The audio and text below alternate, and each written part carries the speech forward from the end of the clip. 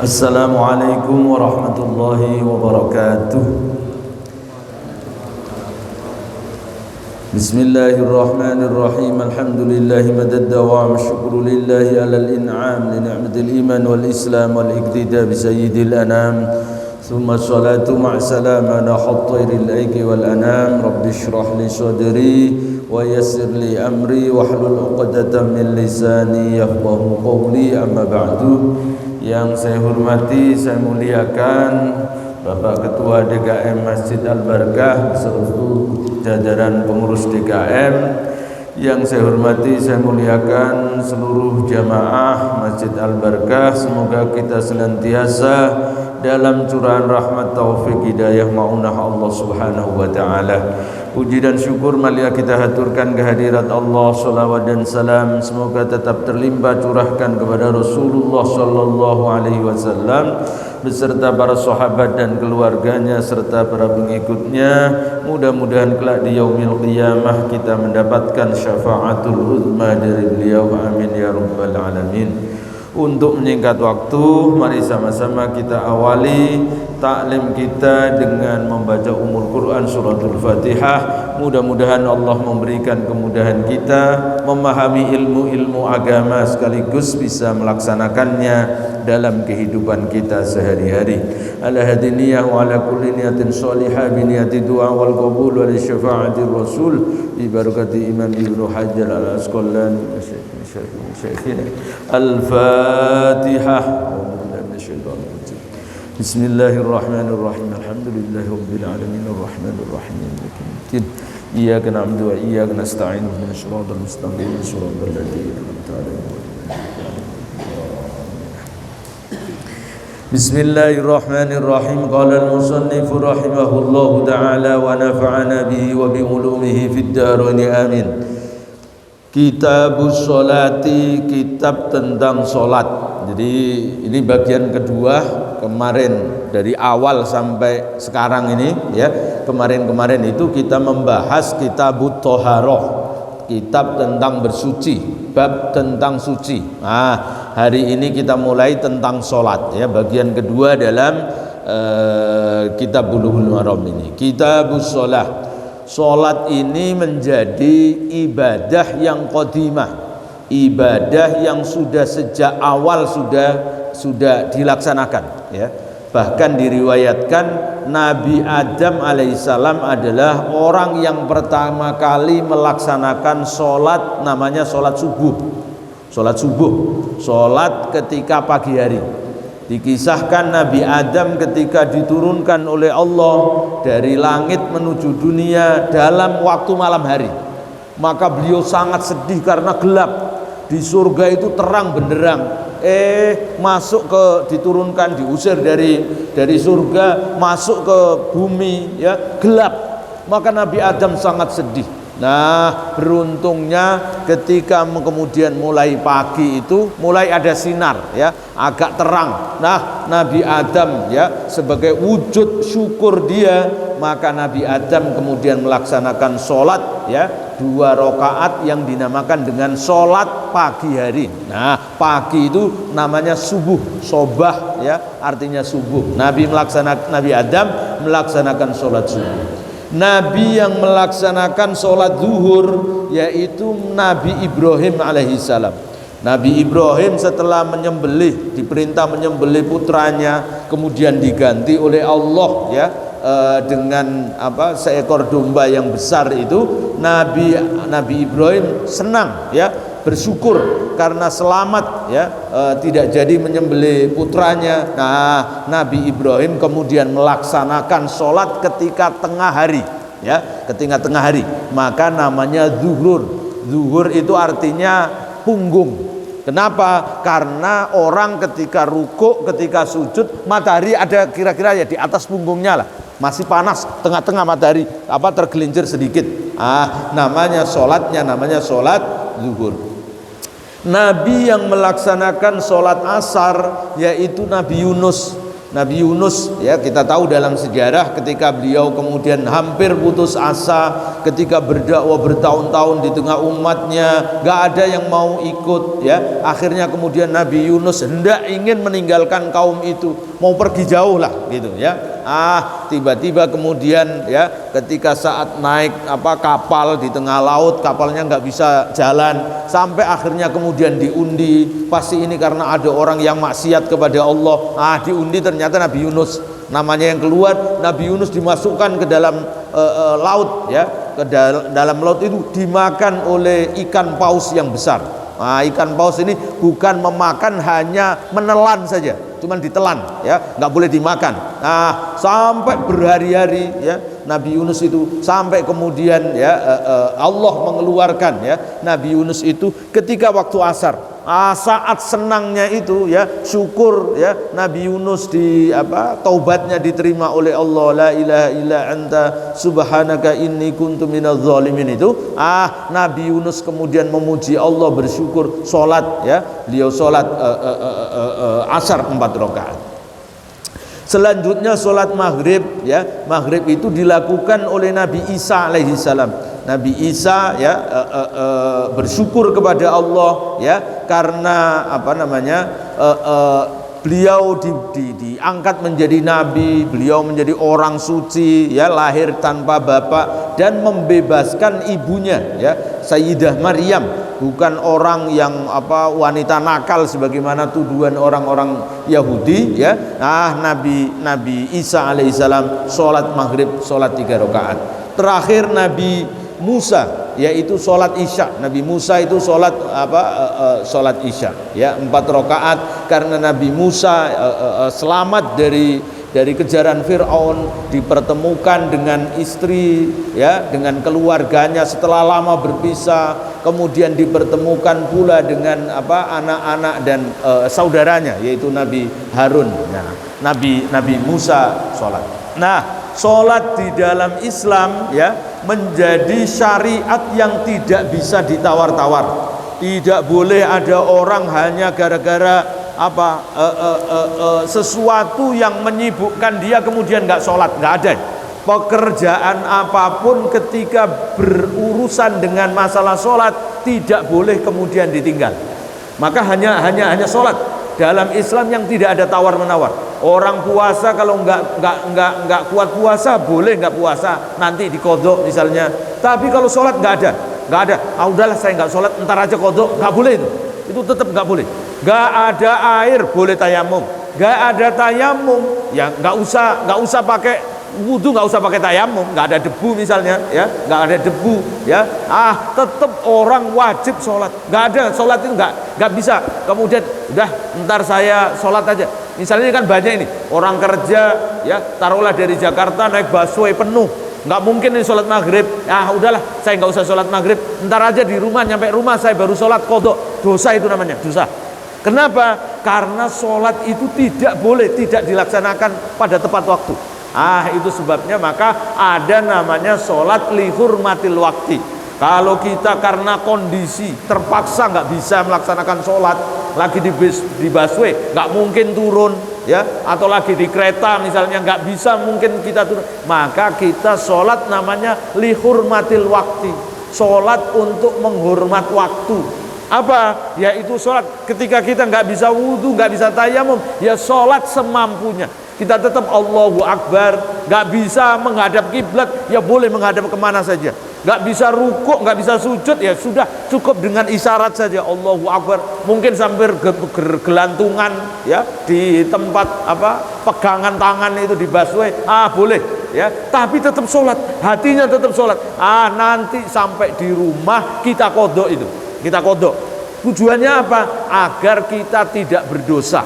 Kalau kita belum nanti saya kodok saja, maka itu berarti orang tersebut sengaja tidak melaksanakan sholat. Nah ini pentingnya sholat. Tidak ada alasan apapun orang meninggalkan sholat, nggak ada. Kecuali hanya 2, orang karena lupa sama orang karena tidur. Nah itu kan lupa dan tidur ya memang nggak ada hukum orang lupa orang tidur, nggak ada hukum. Tapi selama masih akalnya sehat wajib sholat.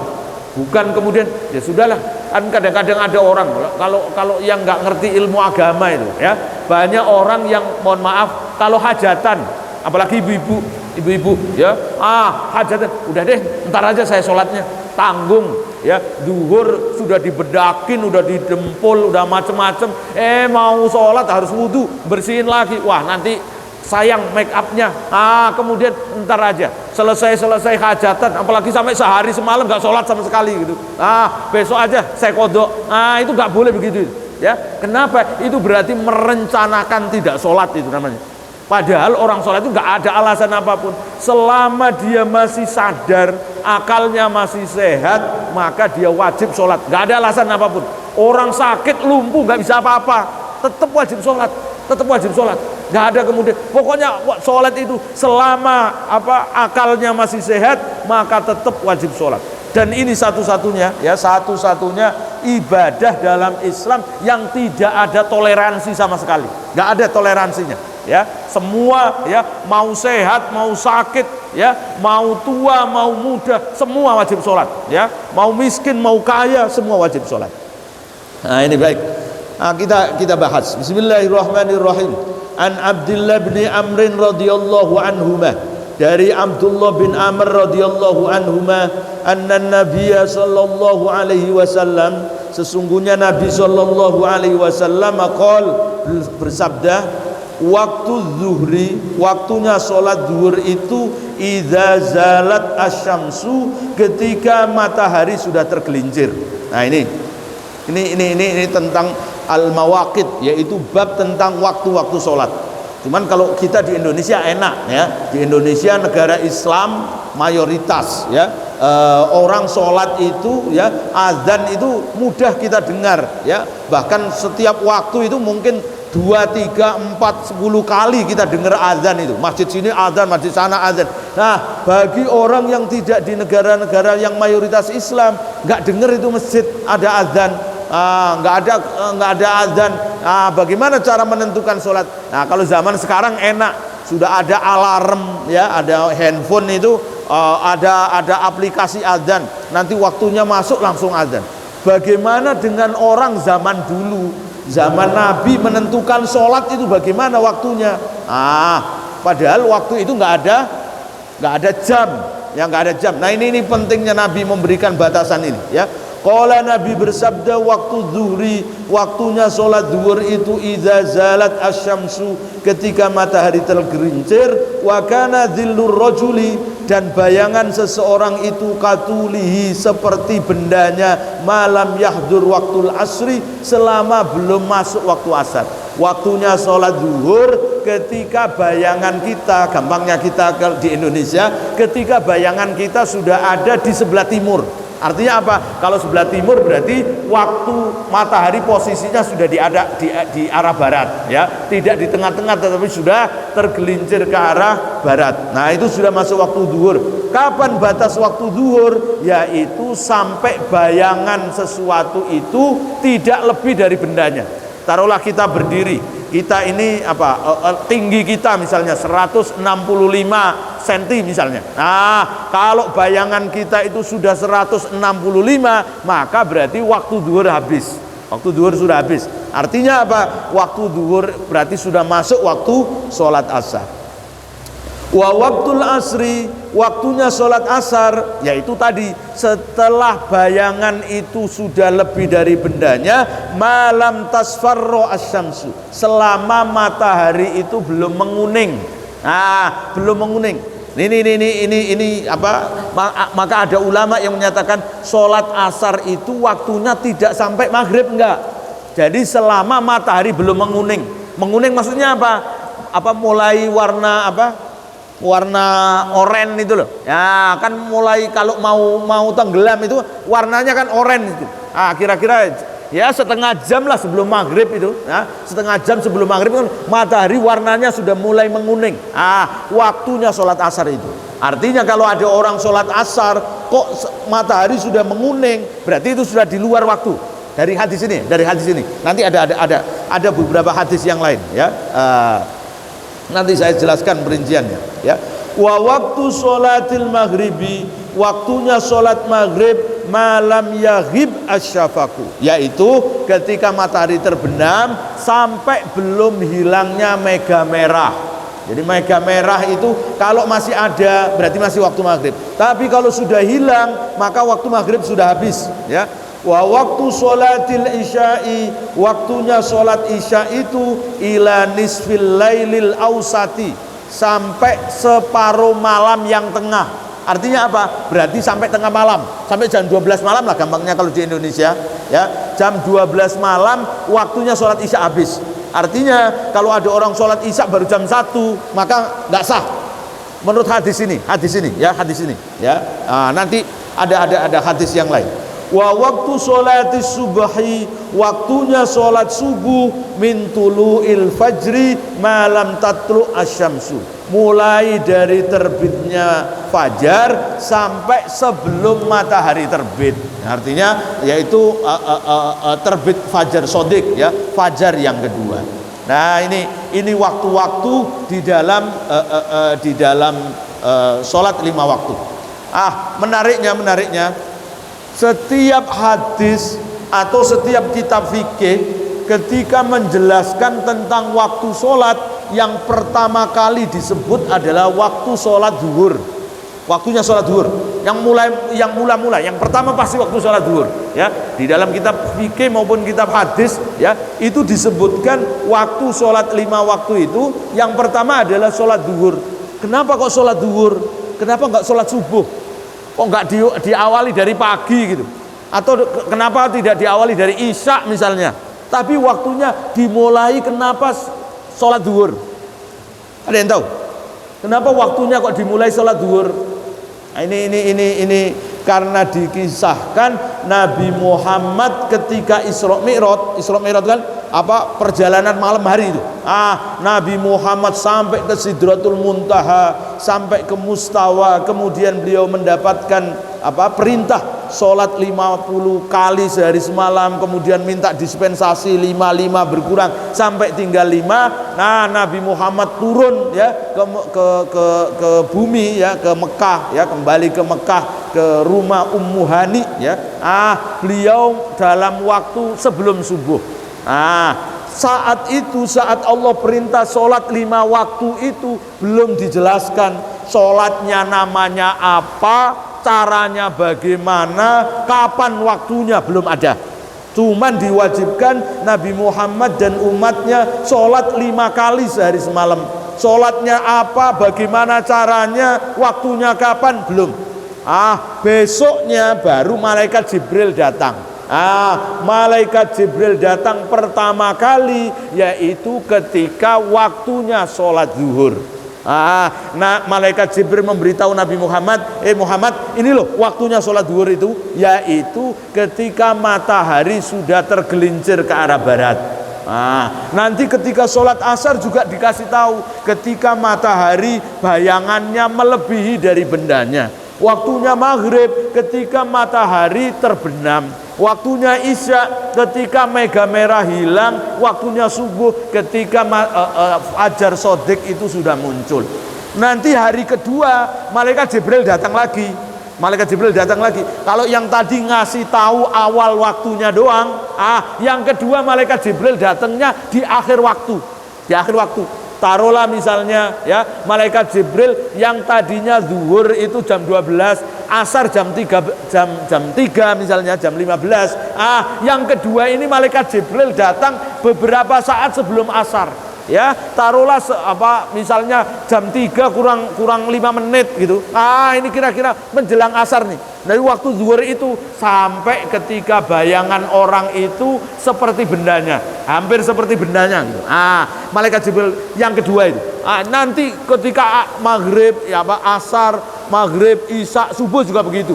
Malaikat Jibril memberitahu cara Nabi akhir waktunya. Jadi dikasih tahu akhir waktu. Kalau hari pertama menunjukkan awal waktunya, hari kedua malaikat Jibril datang ngajarin tentang akhir waktu dari 5 waktu itu.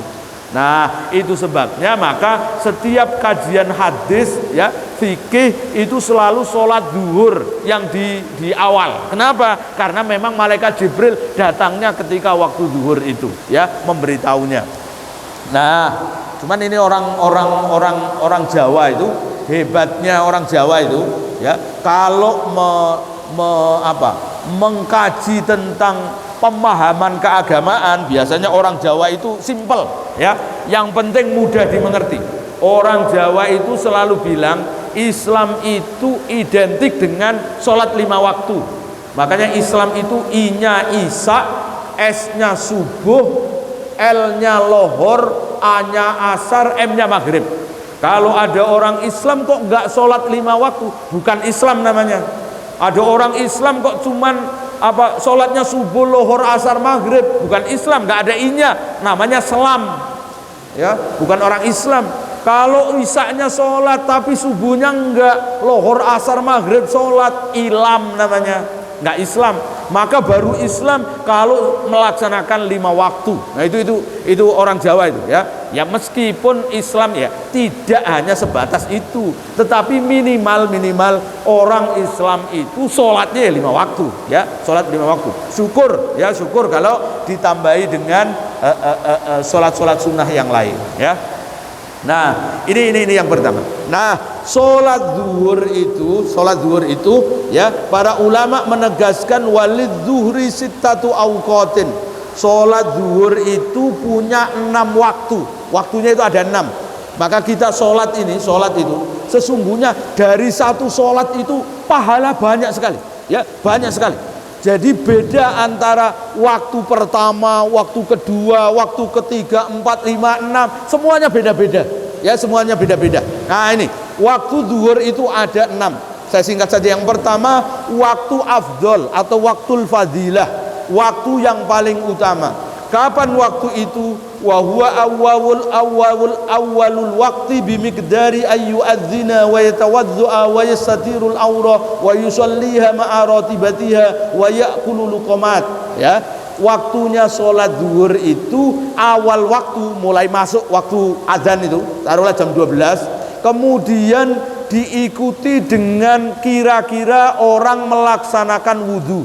Taruhlah kalau azan itu 5 menit, wudhu 5 menit, berarti 10 menit.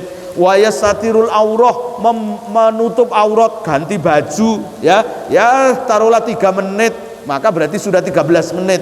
Wa yusolliha ma'a ratibatiha, sholat sunnah qobliyah zuhur 4 rakaat lah, taruhlah misalnya 5 menit, maka 18 menit. Wa ya'kulu luqamat, dan makan beberapa suap. Taruhlah makan itu ya 1 suap, 2 suap, ya 2 menit. Kira-kira waktu utama atau waktu afdol, waktu fadilah sholat zuhur itu batasan kira-kira mulai jam 12 sampai 12.20. 20 menit lah gampangnya kira-kira ya, diperkirakan kira-kira kisarannya 20 menit. Jadi itu waktu paling utama, paling baik. Peringkat kedua ada waktu namanya waktu ikhtiar, yaitu kapan ya? Waktu ini adalah setelah waktu fadilah sampai kira-kira 1/4 dari waktu sholat tersebut ya. Misalnya kalau zuhur ada 3 jam misalnya sampai jam 3 ya, jadi jam 12 sampai jam 3, maka kalau lewat dari 1/4-nya 3 jam berarti berapa ya? 45 menit ya. Kira-kira berarti kalau jam 12.45 kan, kalau tadi 12.20 itu waktu fadilah, maka berarti 12.20 sampai 12.45, maka itu namanya waktu ikhtiar, waktu yang dipilih. Waktu ini kalah ya, yang lebih utama tentu waktu yang afdol, waktu yang lebih utama. Nah, peringkat kedua waktu ikhtiar. Orang yang sholat di sini ya, sholat di sebelum 12.45, maka dia mendapatkan kebaikan ya, kebaikan meskipun kebaikannya berada levelnya dibanding orang yang awal waktu. Yang ketiga, waktu yang disebut dengan waktul jawaz bila karohah, waktu yang yang dibolehkan dan tidak makruh. Artinya nggak ada keutamaannya, tetap sholatnya tetap dia dapat pahala sholat, tapi sholat di awal waktunya sudah tidak dapat lagi ya, hanya boleh saja, boleh ya, dan tidak makruh. Kapan itu? Yaitu sebelum sebelum masuknya waktu atau dia sholat itu mencukupi waktu untuk melaksanakan sholat. Misalnya sholat duhur itu butuh waktu 5 menit misalnya. Dia 5 menit sebelum sholat asar dia sudah selesai sholat. Itu maksudnya waktu jawas, waktu yang dibolehkan, nggak ada keutamaannya ini. Itu. Ada waktu jawas yang makruh, waktu jawas bikarohah, yaitu waktu jawas yang orang kalau melaksanakan sholat di waktu itu maka dia di samping tidak dapat keutamaan, nggak dapat keutamaan, dia juga dihukumi makruh. Makruh itu apa? Dibenci. Kapan itu? Yaitu orang sholat kalau sebelum selesai sholat zuhur sudah masuk waktu asar. Sudah masuk ini waktu asar, baru mau assalam langsung azan Allahu Akbar asar, maka itu waktu jawas yang makruh. Sebagian ulama menyatakan bukan makruh tapi haram, ya. Makanya makruhnya makruh tahrim, waktu yang orang itu dibolehkan sholat zuhurnya tadi, tapi waktunya itu dia mendapatkan hukum haram. Ada lagi waktu sholat zuhur itu ada namanya waktu darurat, ya, waktu darurat. Apa itu waktu darurat? Waktu darurat itu waktu yang orang hanya bisa untuk melaksanakan takbiratul ihram saja. Takbiratul ihram, Allahu Akbar, adzan asar. Itu namanya waktu darurat. Cuman waktu darurat ini bukan untuk kita, bukan untuk orang biasa. Waktu darurat ini dibolehkan bagi orang yang perempuan yang haid.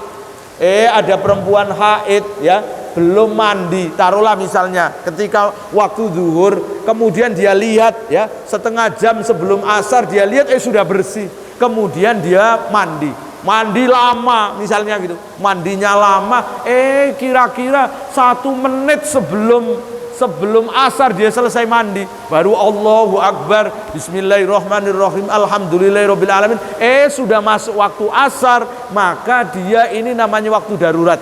Jadi nggak boleh kemudian perempuan, wah saya kayaknya nggak cukup deh waktunya sholat zuhur, ya udahlah mandi saya lama-lamain aja deh biar sampai asar. Itu nggak boleh itu. Karena apa? Meskipun hanya Allahu Akbar doang, Allahu Akbar, hanya takbiratul ihram saja, maka itu dia sudah sah sholat zuhurnya, maka nggak boleh ditunda, nggak boleh ditunda. Dan inilah beratnya kita di Indonesia kalau perempuan, ya, perempuan yang kerja. Kadang-kadang perempuan kerja itu waktunya haid dia sudah suci, taruhlah jam 10 sudah suci. Cuman kan jam 12 nggak mungkin mandi di kantor, ya. Kemudian akhirnya nggak sholat zuhur, asar juga begitu, maghrib masih di jalan, baru isya baru mandi, maka dia mengqadha zuhur, asar, maghrib. Itu namanya dosa, begitu itu dosa. Karena apa? Harusnya dia suci, maka dia belum melakukan. Karena apa? Karena ada waktu darurat. Jangankan sampai menunda gitu, cuman Allahu Akbar saja hanya butuh misalnya untuk takbir itu, ya, takbiratul ihram, cuman butuh 1 menit misalnya. Mau masuk waktu asar, dia tetap wajib sholat.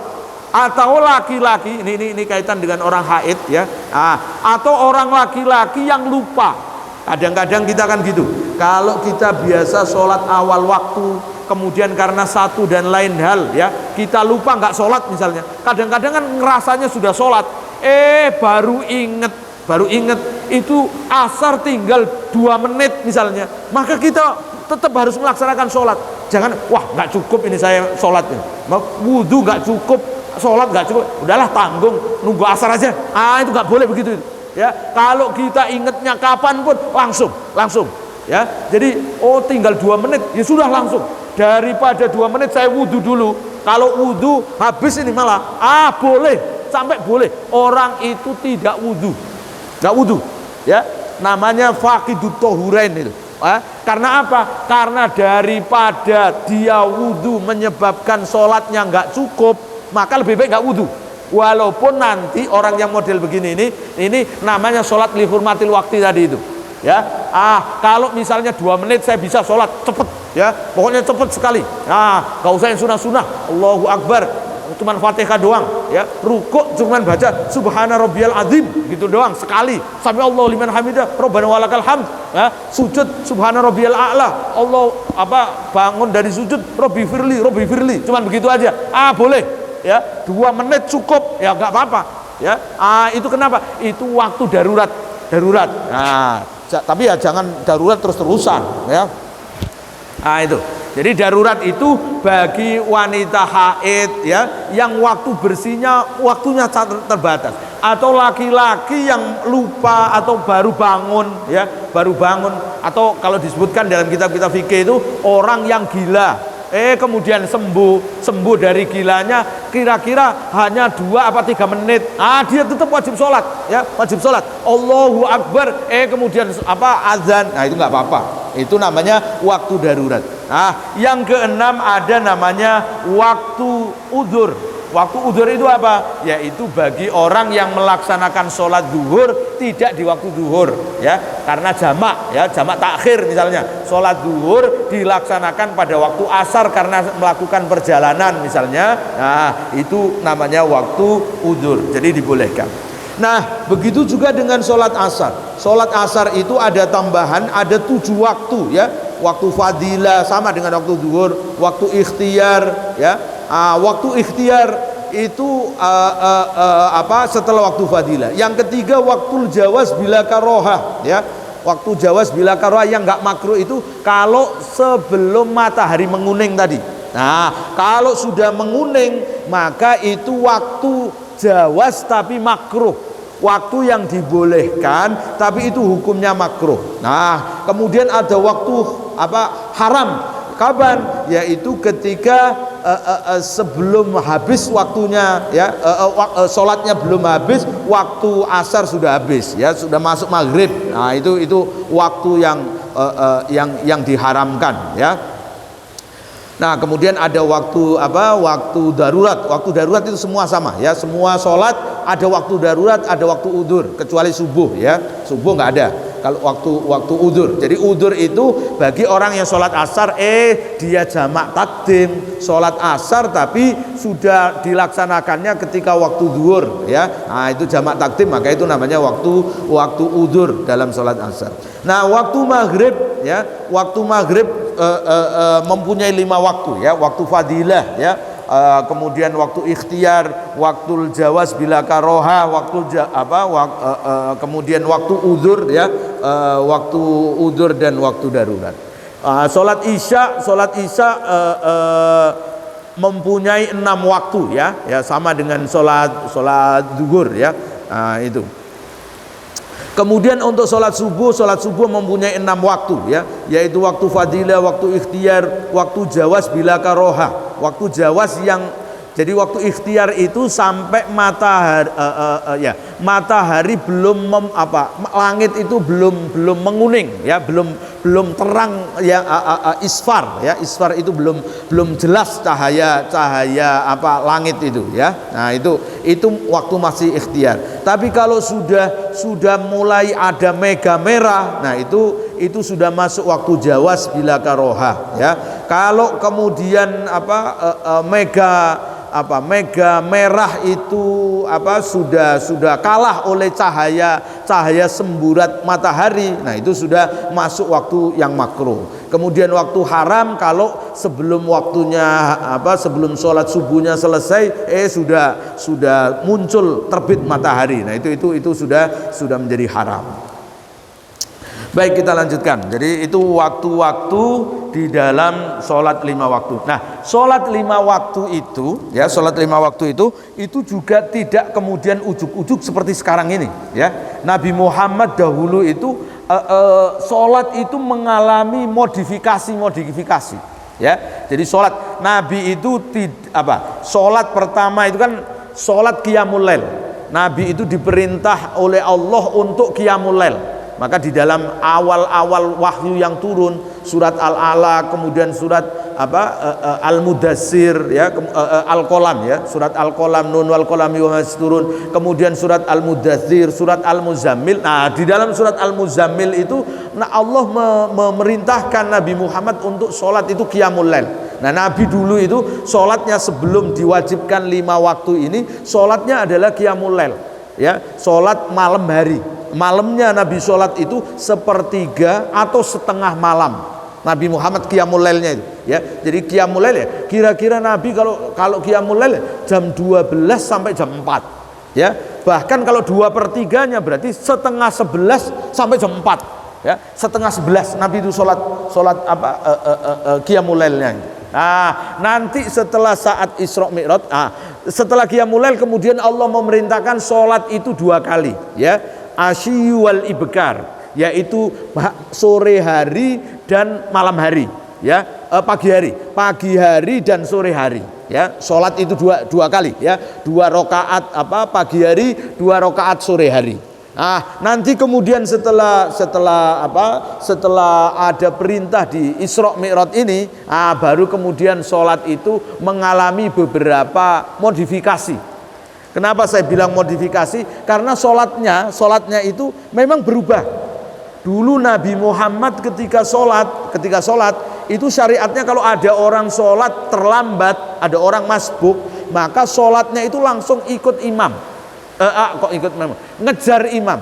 Taruhlah misalnya, ya, imamnya sudah rakaat pertama, sudah selesai rakaat pertama, masuk rakaat kedua, ada makmum baru ikut, maka langsung sholatnya itu makmum ini sholat duluan 1 rakaat, ya, Allahu Akbar, baca Fatihah, rukuk, sujud, baru kemudian rakaat keduanya ikut imam. Rakaat kedua ikut imam sampai tujuannya apa? Agar ketika salam bareng dengan imam. Jadi imam salam, makmum juga salam. Sampai suatu saat ada sahabat namanya Mu'adz bin Jabal. Sahabat Mu'adz bin Jabal ini sholat bersama Nabi ketinggalan 3 rakaat. Mu'adz ini kemudian sholatnya langsung ikut Nabi ketika rakaat yang terakhir, ikut tahiyat saja. Baru selesai Nabi salam, Mu'adz bin Jabal baru berdiri, ya, meneruskan yang kurang. Rakaat pertama, kedua, ketiga. Sahabat kemudian lapor kepada Nabi, ya Rasul, Mu'adz bin Jabal bikin sholat aneh, ya, tidak ngejar sholat bersama Anda, salam tidak bersama Anda, tapi dia langsung ikut sholatnya, kemudian setelah Anda salam baru dia naik, ya, untuk meneruskan sholat yang ketinggalan. Nabi kemudian bertanya, kenapa kamu melakukan begitu wahai Mu'adz? Mu'adz menjawab, ya Rasul, saya ini badan saya gede. Badannya Mu'adz bin Jabal itu gemuk. Kalau saya disuruh balap Anda sholat 3 rakaat, ya, saya kewalahan, ngos-ngosan, gampangnya gitulah, ya. Kalau cepet-cepet ngos-ngosan, maka saya nggak bisa. Maka lebih baik saya nunggu aja sampai Anda salam, baru saya melaksanakan sholat lanjutannya, ya, kekurangan saya. Nabi bertanya, emang kalau yang cara seperti kamu ini enak? Iya enak, saya santai sholatnya Nabi, nggak buru-buru. Nabi kemudian menyatakan, kalau begitu, kalau ada yang sholat, ya, maka ikutlah sholat seperti sholatnya Mu'adz. Kalau ternyata lebih enak begitu, sahabat bilang, iya ya Rasul, lebih enak begini. Nabi kemudian menyuruh sholatnya itu seperti itu. Sholat juga mengalami perubahan. Termasuk bacaan di dalam sholat itu ada yang kreasinya sahabat sendiri. Jadi bukan Nabi yang ngajarin, ya. Yang populer itu kan doa ketika i'tidal, Rabbana lakal hamdu hamdan katsiran thayyiban mubarakan fi. Itu Nabi nggak ngajarin begitu. Itu kreasinya sahabat. Jadi ada orang sholat ketika sami Allah liman hamidah, Nabi i'tidal itu dia bacanya keras, Rabbana walakal hamdu hamdan katsiran thayyiban mubarakan fi. Nabi dengar, selesai sholat Nabi nanya, manil qail, siapa yang tadi membaca doa tadi itu, Rabbana lakal hamdu hamdan katsiran thayyiban mubarakan fi. Sahabat ini takut, nggak ngaku, diem aja. Nabi nanya lagi, siapa tadi yang sami Allah liman hamidah, doanya Rabbana walakal hamdu hamdan katsiran thayyiban mubarakan fi. Orang ini masih diem aja. Nabi nanya lagi yang ketiga, ya, orang ini masih diem, ya, mungkin takut gitu, takut dimarahi sama Nabi bikin-bikin gitu, takut dibilang bid'ah atau apa gitu. Dia kemudian Nabi bilang gini, ketahuilah wahai sahabatku, ketika ada orang baca doa tadi itu, Rabbana lakal hamdu hamdan katsiran thayyiban mubarakan fi, aku melihat lebih dari 30 orang 30 malaikat turun dari langit balapan 30 lebih malaikat ini ya, balapan turun ke muka bumi untuk mencatat pahala orang yang ngomong tadi itu. Baru setelah itu kemudian, oh berarti setelah sami Allah liman hamidah, bacanya ada yang Rabbana walakal hamdu hamdan katsiran thayyiban mubarakan fi. Nabi Muhammad bacanya ya, yang Rabbana lakal mil'us samawati wa mil'ul ardi wa mil'u ma syi'ta min syai'in ba'du. Itu yang dibaca oleh Nabi. Sahabat ada karena tadi itu, kemudian oh boleh baca apa Rabbana lakal hamdu hamdan katsiran thayyiban mubarakan fi, atau yang mil'as samawati wa mil'al ardi wa mil'a ma syi'ta min syai'in ba'du. Mil'u boleh, mil'a boleh. Nah, jadi macam-macam. Termasuk doa iftitah. Doa iftitah juga begitu. Nabi kalau dalam riwayat Nabi itu ketika ditanya oleh Abi Hurairah, ya Rasul, Anda habis sholat, habis takbiratul ihram itu, sebelum baca Fatihah kok Anda berhenti? Kan Nabi nggak bacanya keras. Kok Anda berhenti sebelum baca Fatihah? Apa yang Anda baca? Nabi kemudian menyatakan kepada Abi Hurairah, aku membaca doa Allahumma ba'id baini wa baina khotoyaya kama ba'adta bainal masyriq wal maghrib, Allahumma naqqini min khotoyaya kama yunaqqat thawbul abyad minad danas, Allahumma ighsilni bil ma'i wal thalji wal barad. Ada suatu saat ketika sahabat sholat, doa iftitahnya enggak begitu, enggak Allahumma ba'id baini, bacanya Allahu akbar kabira walhamdulillahi katsira wa subhanallahi bukratan wasila dan seterusnya. Nabi kemudian nanya, siapa tadi yang apa doa itu?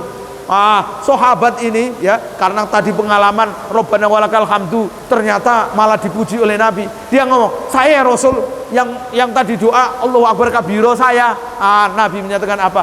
Aku tadi ketika engkau membaca doa itu, aku melihat pintu-pintu langit terbuka ya, pintu-pintu surga dibuka oleh Allah. Akhirnya itulah jadi syariat ya, meskipun bukan Nabi yang ngajarin ya, Allahu akbar kabira Rabbana lakal hamdu, bukan Nabi yang ngajarin, tapi itu diakui oleh Nabi. Artinya dibolehkan ya, dibolehkan orang ketika sholat kemudian membaca doa itu. Termasuk orang ketika I'tidal itu kan sami Allahu liman hamidah bacaannya ya, tasmi namanya ya, sami Allahu liman hamidah. Dulunya ketika Nabi Muhammad sholat itu semuanya Allahu akbar ya, Allahu akbar, pergantian satu rukun ke rukun lain ya, kecuali salam, semuanya Allahu akbar. Termasuk ketika i'tidal sami Allahu liman hamidah enggak ada, tadinya itu Allahu akbar. Dikisahkan ketika Abu Bakar As-Siddiq, sahabat Nabi yang tidak pernah ketinggalan sholat bersama Rasulullah ya, beliau selalu sholat berjamaah dengan Rasulullah. Suatu saat ya, beliau ini terlambat datang ke masjid. Nabi Muhammad sholatnya saat itu ya, itu Nabi Muhammad ketika rukuk lama, rukuknya lama. Nabi Muhammad lama rukuknya ini. Karena apa? Seolah-olah Nabi Muhammad ini memang menunggu Abu Bakar. Abu Bakar saat masuk Masjid Nabawi melihat Nabi sedang rukuk, itu senang ya, karena apa? Berarti masih dapat satu rakaat ya, langsung Allahu akbar, langsung ikut rukuk. Abu Bakar ini kemudian mengucapkan alhamdulillahirabbil alamin, saya tidak sampai terlambat bersama Nabi Muhammad sholat jamaah. Atas dasar itu kata Nabi Muhammad, malaikat Jibril nyuruh aku saat bangun dari rukuk itu, aku diperintahkan tidak baca Allahu Akbar, tapi bacanya Sami Allahu liman hamidah. Sami Allahu liman hamidah artinya apa? Allah mendengar orang yang memujinya. Siapa yang memuji? Abu Bakar As-Siddiq tadi itu. Karena Abu Bakar senang ya, tidak sampai ketinggalan satu rakaat dengan Nabi, maka diucapkan alhamdulillah. Nah, dalam rangka itu Allah kemudian ya memberikan penghargaan kepada Abu Bakar bahwa syariat ketika bangun dari rukuk tidak baca Allahu Akbar, tapi bacanya Sami Allahu liman hamidah. Itu sampai kemudian sekarang ya, jadinya Sami Allahu liman hamidah. Nah, itu beberapa modifikasi dalam sholat ya. Baik, kita lanjutkan. Hadis yang kedua, walau min hadithi Buraidah, ya, juga diriwayatkan oleh Imam Muslim dari hadisnya Buraidah, fil asri, dalam sholat asar itu, wasyamsu baydha'u naqiyah, ya, waktunya sholat asar itu ketika matahari masih putih bersih sinarnya. Artinya apa tadi? Jadi waktunya sholat asar itu, ya, sebelum matahari menguning, kan begitu. Nah, dalam hadisnya Buraidah itu matahari itu masih bersinar, warnanya masih putih bersih. Nah, itu artinya apa? Berarti tidak sampai matahari menguning, ya. Nah, itu waktunya. Wa min hadithi Abi Musa, hadisnya Abi Musa katanya itu adalah wasyamsu murtafi'ah, ketika waktu asar itu matahari masih ada di ketinggian, ya, masih tinggi, belum turun, belum mau tenggelam. Artinya bahwa sholat asar itu waktu ikhtiarnya minimal sebelum matahari mulai warna oranye itu, ya kira-kira setengah jam sebelum maghrib lah, itu perkiraannya, ya, gitu. Satu hadis lagi, ya. Wa an Abi Barzah al-Aslami, dari Abi Barzah al-Aslami radhiyallahu anhu qol, kana Rasulullah sallallahu alaihi wasallam yusallil asra, Nabi melaksanakan salat asar, thumma yarji'u ahaduna, kemudian salah satu dari kami pulang ila rohlihi, ya, ke tempat tinggalnya, atau bagi orang yang yang mau bepergian ke kendaraannya, fi aqsal Madinah, di pinggiran kota Madinah, wasyamsu hayyatun, ketika itu matahari masih panas. Wa kana yastahibu, dan Nabi Muhammad itu senang, ayyu akhira, untuk mengakhirkan minal isya'i, salat isya. Jadi Nabi itu senang kalau salat isya itu akhir. Maksudnya akhir itu bukan akhir-akhir banget. Nabi melaksanakan, yang paling disenangi oleh Nabi itu sholat isya itu ketika berlalunya sepertiga malam yang pertama, kira-kira setengah sebelas. Jadi sholat isya itu, ya, yang paling disenangi Nabi itu agak akhir, bukan di awal. Ini berbeda dengan 5 yang lain, ya. 5 yang lain sebaiknya di awal waktu, tapi kalau sholat isya enggak. Jadi senangnya Nabi itu kalau menjelang selesainya sepertiga malam yang pertama, ya. Jadi sepertiga malam pertama itu kira-kira setengah 11, ya.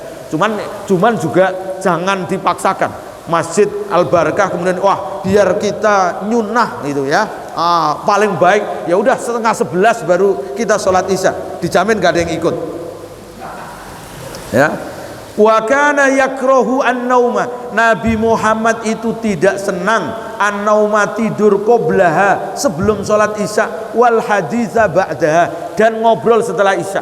Jadi Nabi ini, ya, jadi Nabi itu sholat isyanya, meskipun Nabi senang kalau sholat isya itu agak di akhir, tetapi Nabi juga sering melaksanakan sholat isya di awal waktu, ya. Kenapa? Karena tidak ingin memberatkan umatnya, ya. Jadi kalau sahabat sudah ngumpul, sudah banyak, Nabi segera kemudian sholat isya di awal waktu. Walaupun yang sebaiknya itu tadi, ya, sebaiknya itu agak di akhir, tapi karena Nabi Muhammad nggak senang memberatkan umatnya, maka Nabi melaksanakan sholat isyanya di awal.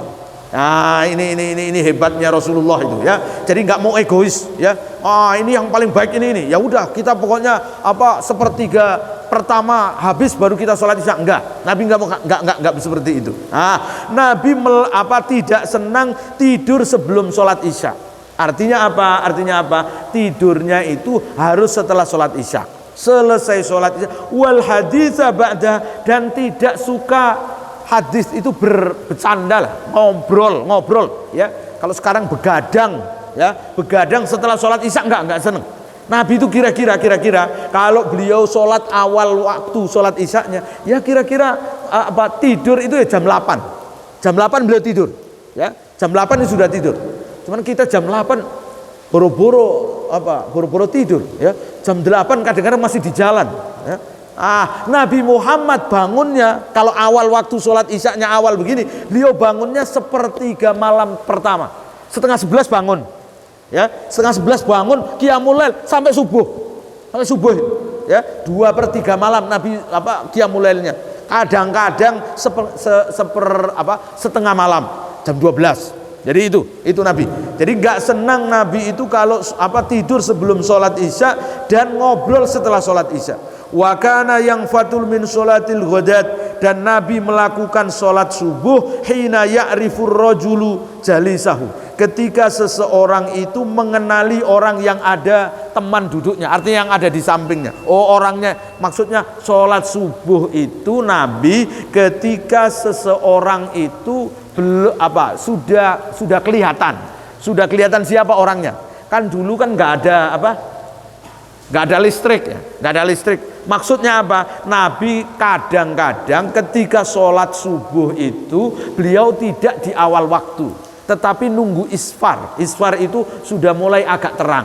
Nah, sampai seandainya ada orang melihat teman di sampingnya itu siapa, sudah kelihatan siapa wajahnya orang itu. Nah, itu artinya apa? Berarti kadang-kadang Nabi itu di awal waktu, kadang tidak di awal waktu. Ya, nah itu kenapa kok begitu? Wah, Nabi Muhammad itu malas berarti. Jangan berpikiran begitu. Nabi dalam rangka memberikan kemudahan kepada umatnya. Mungkin ada orang, mohon maaf, yang pekerjaannya memang malam hari. Kalau kemudian subuh nanti nggak bisa tepat waktu.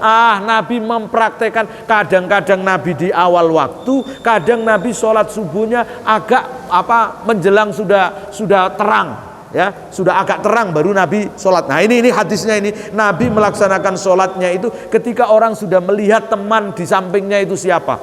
Karena ada hadis lagi, Nabi itu sholat subuhnya, selesai sholat subuh, seandainya ada orang melempar anak panah, maka orang itu belum bisa melihat di mana tempat jatuhnya anak panah itu. Artinya apa? Padahal Nabi udah selesai sholat subuh itu, ada orang melempar anak panah, itu belum ketahuan di mana tempatnya. Kok belum ketahuan? Ketahuan di mana jatuhnya anak panah itu. Artinya apa? Berarti sholat subuhnya Nabi itu lama, ya, sampai dari waktu yang masih gelap sampai seandainya orang melempar anak panah jatuhnya di mana itu terlihat. Inilah hadisnya, wa kana yaqra'u bis-sittin ilal mi'ah. Nabi Muhammad kalau sholat subuh itu baca Qur'annya 60 ayat sampai 100 ayat. Nah kalau 100 ayat surat Al-Baqarah ya 1 juz lebih itu. Ya 1 juz lebih sholat subuhnya. Jadi sholat subuh itu lama. Rakaatnya cuma 2 tapi waktunya sangat lama. Nah ini dua hadis ini yang kita bahas hari ini, karena waktunya sudah habis. Mari kita tutup dengan doa kafaratul majlis. Subhanakallahumma bihamdika asyhadu an la ilaha illa anta astaghfiruka wa atubu ilaik. Syukran ala ihtimamikum, Allahul muwaffiq ila aqwamit thoriq. Wassalamualaikum warahmatullahi wabarakatuh.